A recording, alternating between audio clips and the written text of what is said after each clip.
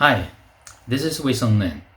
In this video, I would like to discuss a topic: what kind of conservative President Trump is.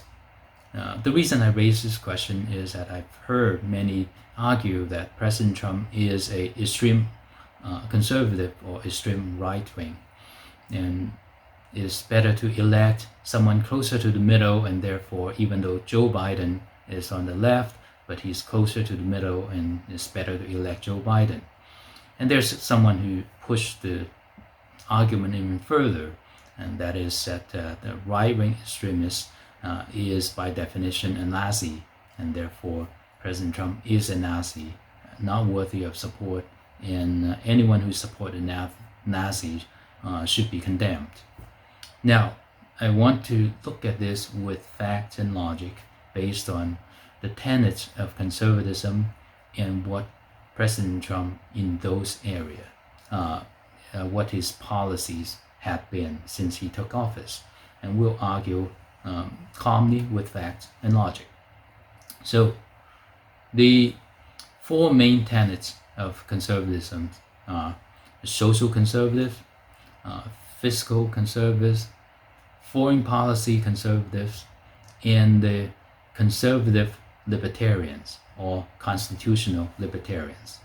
So let's go into a little bit more details in each tenet, although we, due to the limit of time, we cannot be very exhaustive.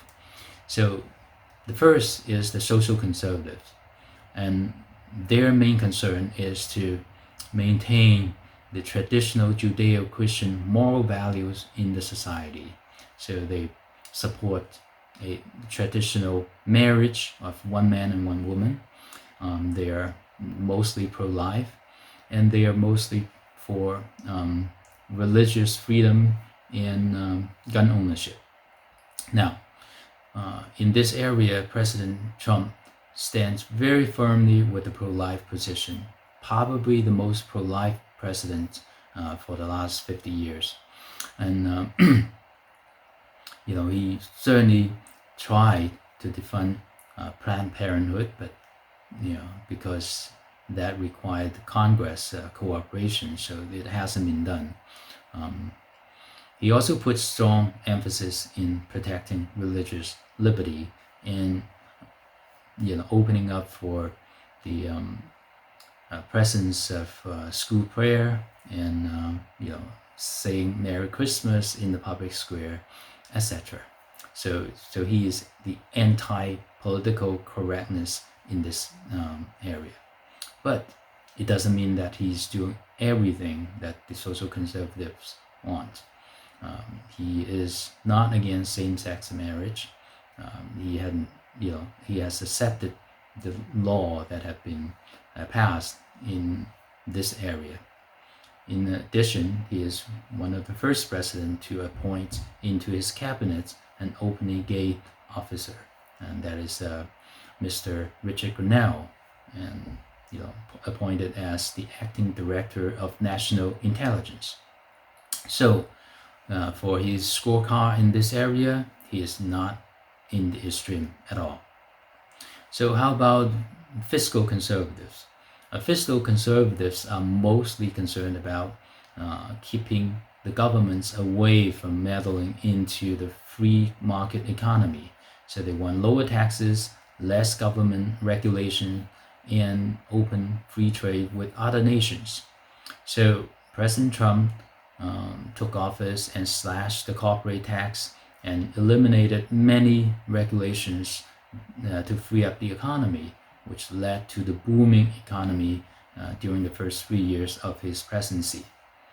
But he's not in the extreme either, because in the pharmaceutical company or pharmaceutical business, because the consumer or the patients who are often charged with such exorbitant prices for some of the newer drugs, so he negotiated and even used executive orders to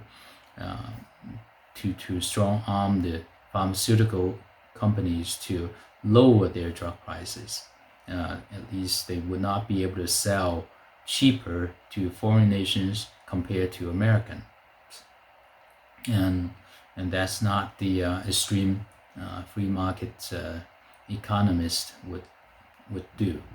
And he also used tariffs, which the extreme fiscal conservative would frown on, to negotiate.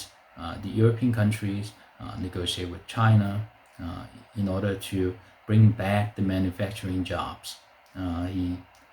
He broke the NAFTA, but he also negotiated a better agreement with Mexico and Canada, leading to a improved employment or decreased unemployment in the U.S.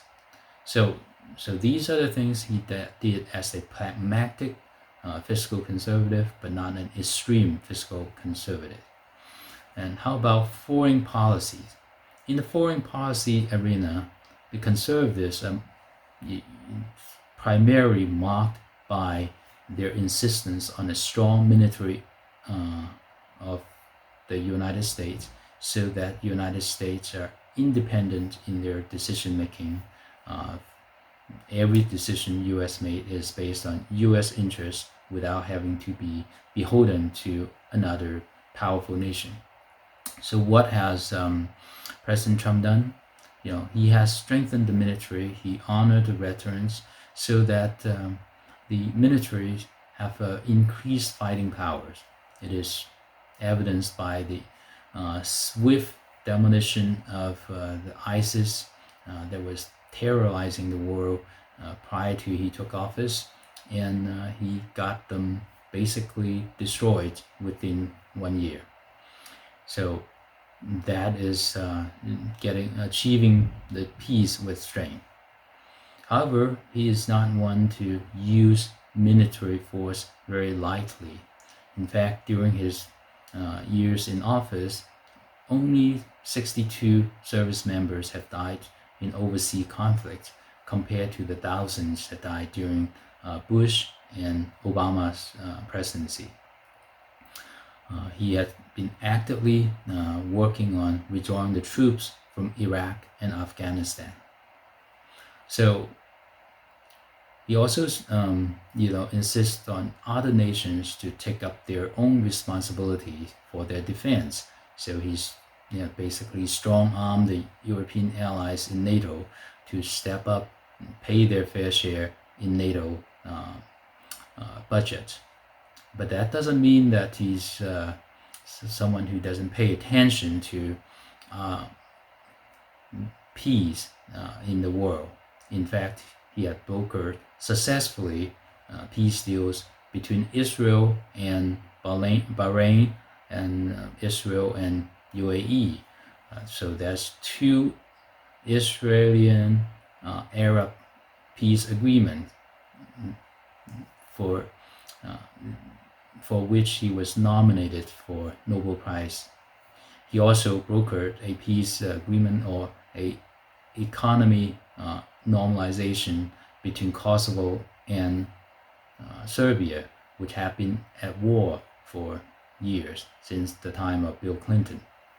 Therefore, he again shows that he is very wisely using the military assets and our strength, but he's not someone who wants to start World War III at the brink of an eye, nor is he an isolationist, and therefore he's not an extremist in the foreign policy area.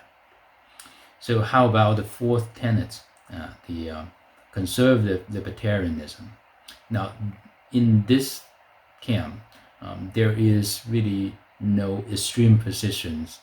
It is actually a counterbalance to the other tenets of conservatism, because the libertarians want to make sure governments not overstepping its boundaries, and they only do exactly what the Constitution give them power to do it well to protect individual liberty. And so what has President done in this area? He campaigned on the border wall, and he kept his promise to build a wall and also to address the illegal immigration crisis. The number of illegal immigrants influx has significantly reduced since he took office. And so that's the part that's the federal government's job based on the Constitution, addressing the immigration, and he's done it well, strongly. But during the race riots, which have rocked the U.S. during the last few months, he insists on restoring law and order, but he recognized that primarily local security is enforced by the mayors and governors and not enforced by the federal government in most cases. Therefore, while he insists that these problems need to be resolved, and he offers assistance of federal law enforcement to the local leadership, when they resisted or declined his offer of help, he didn't enact the Insurrection Act to bring the troops in unilaterally, even though he had mentioned that as one of the warning. He did not do that, and that shows a great deal of restraint in use of government power. So now, there are two other issues that are not really key components of conservatism, but often get mistaken and used to label President Trump either as extremist or dictator or racist. So I want to address that to clarify that they are not the conservatives' values. Number one is racism, and racism is not compatible with a true Christian morals. And in fact, it was the Christians who were against slavery that brought in the Republican Party to free the slaves. And